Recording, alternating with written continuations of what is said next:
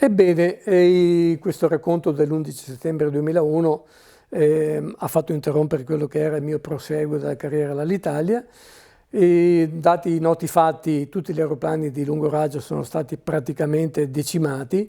I viaggi aerei hanno ricevuto uno stop ovviamente evidente, però questo ha ridotto quella che era la capacità degli aeroplani e hanno fatto rendere non profitable gli aeroplani di lungo raggio, specialmente quelli anzianotti come il 747 dell'Italia, che dopo neanche un anno è stato messo a terra.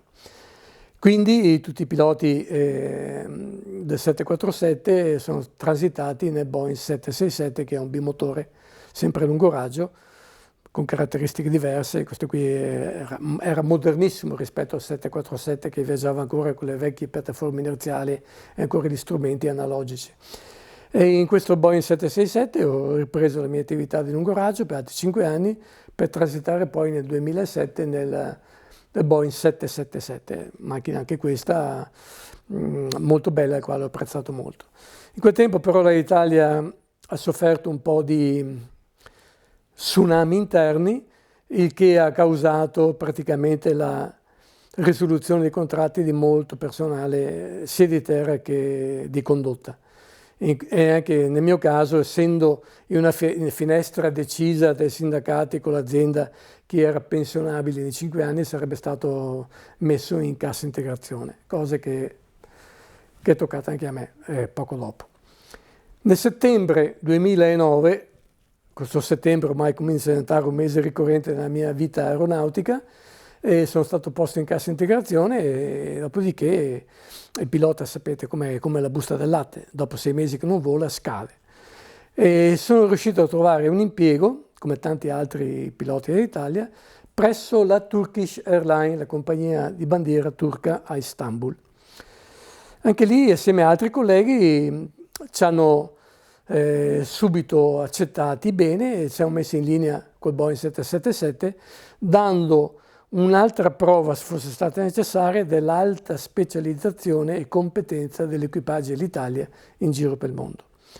E lì sono stato fino al 2014, dopodiché raggiunti i 60 anni ho cominciato a sentire il peso di farmi 8 notti in bianco e 50 fusi orari al mese per 11 mesi e ho deciso che era ora di smettere.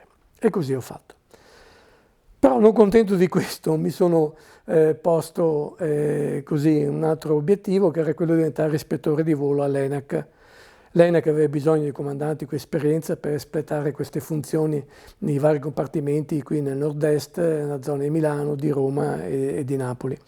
Ho fatto concorso anche lì, ho vinto anche quello, quindi vuol dire che sono anche bravo, e ho fatto questa funzione ispettore di volo presso l'ENAC di Venezia per altri 5 anni, fino al raggiungimento di 65, oltre la quale il pilota è pensionato e può andare a vedere i cantieri in giro per il mondo.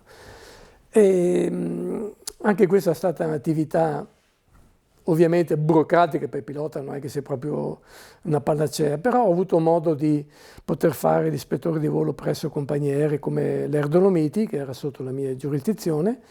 Ho fatto dei voli con loro, sia simulatori che in cabina, ho fatto dei controlli al simulatore negli Stati Uniti, e quindi diciamo che anche i 5 anni di scartoffie li ho passati abbastanza bene.